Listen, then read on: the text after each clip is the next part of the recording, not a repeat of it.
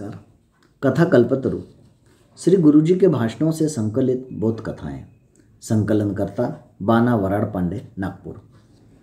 प्रकाशक श्री बाबा साहेब आपटे स्मारक समिति, रुईकर पथ, नागपुर। अभिवाचन संतोष गोडबोले, जबलपुर। प्रस्तावना। परम पूज्य श्री गुरुजी सार्वजनिक भाषणों में संघ स्वयंसेवकों के सम्मुख बौद्धिकों में अनेक छोटी छोटी बोधप्रद कथाओं द्वारा विषय को सरल बनाकर समझाते थे। ये कथाएं कोई उन्होंने गढ़ी थी ऐसी बात नहीं। अपने ही प्राचीन ग्रंथों में साहित्य में आई हुई इन कथाओं का सामायिक उपयोग वे रोचक ढंग से किया करते थे।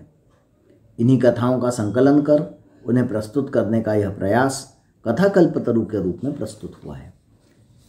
इन कथाओं से आज 14वीं कथा छोटा काम भी सुव्यवस्थित करो आपके समक्ष प्रस्तुत कर रहा हूँ। किसी बड़े काम को सफलता से करने के लिए छोटी छोटी बातें सुव्यवस्थित रीति से करने की आवश्यकता रहती है। इसलिए संघ कार्य के विषय में बोलते समय मैं ऐसी ही छोटी बातों के बारे में बोलता हूँ। वेदांत आदि का अभ्यास करने वाले एक युवक ने थियोसॉफिकल सोसाइटी के प्रमुख के पास एक बार जाकर योगाभ्यास के बारे में उनसे जानकारी और मार्गदर्शन प्राप्त करने की इच्छा प्रकट की। वे थियोसॉफिकल सोसाइटी का कुछ काम कर रहे थे। वह युवक छोटी बातें करने में कितना तत्पर है यह देखने की इच्छा से उन्होंने इस युवक से कहा, मैं एक आवश्यक महत्व का काम कर रहा हूँ, तब तक सामने दीवार में सुयोग्य स्थान पर एक कील लगाकर वहाँ यह कैलेंडर लगाऊं।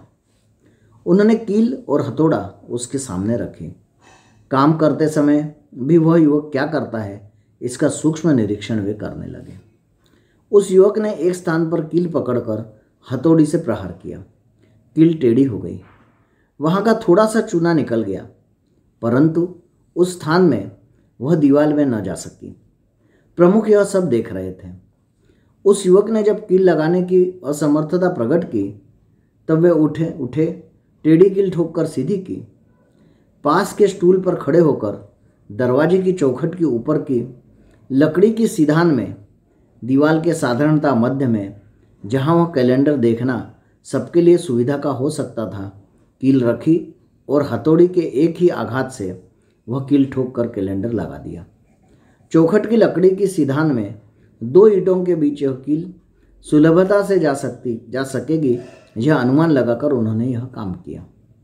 युवक देखता रहा।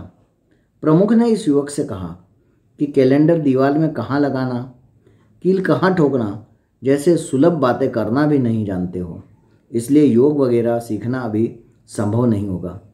मन इधर उधर भटकते रहने से छोटा काम भी सुव्यवस्थित नहीं होता।